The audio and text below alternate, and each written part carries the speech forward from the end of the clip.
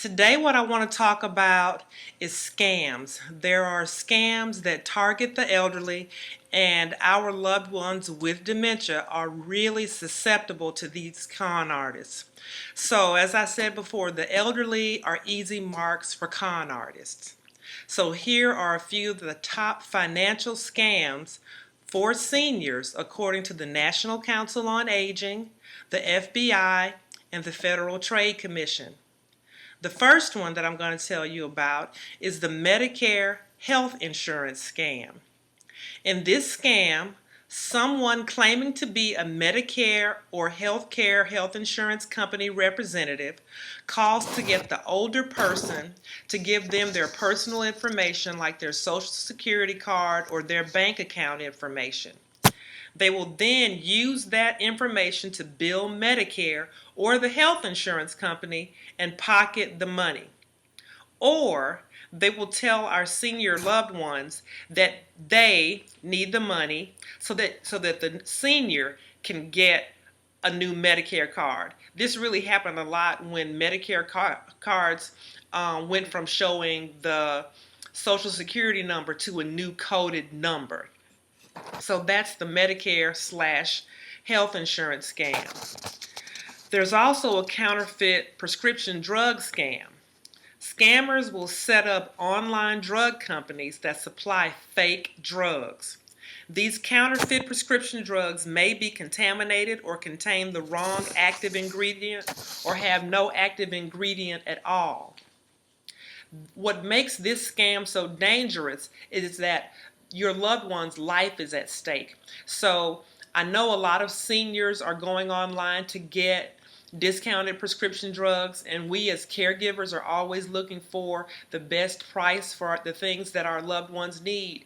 But we really do need to be careful about ordering medicines online because we could fall victim to this kind of scam. The next scam that I want to talk about is the funeral scam. One of the scams that the FBI warns about is the funeral scam. In this situation, scammers read obituaries or call or attend the funeral service of a complete stranger. They claim that the deceased had an outstanding debt with them, and they try to extort money from relatives to settle the fake debt. Telemarketing scams. That's the last one that I'm going to talk about. So with no face-to-face interaction and no paper trail, these scams are incredibly difficult to trace. Some examples include the fake accident ploy, the grandparent scam, or charity scams. The fake accident ploy is one where the con artist gets the victim to wire or send money on the pretext that the person's child or relative is in the hospital and needs the money. The charity scam, in that scam, money is solicited for fake charities. This often occurs after natural disasters. The final one is the grandparent scam. In this scam, the con artist calls claiming to be a grandchild.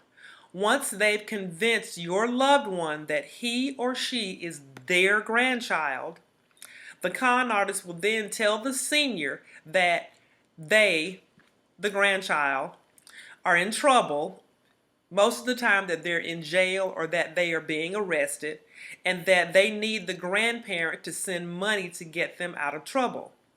I have personal experience with this scam because someone called my parents and tried to use this con.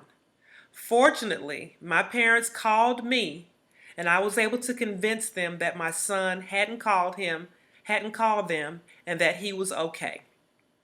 Now, being the victim of a scam is nothing to be ashamed of. Anybody can fall for these professional liars, but caregivers of loved ones with dementia, we have to be extra vigilant. So I hope this helps, and I'll talk to you the next time.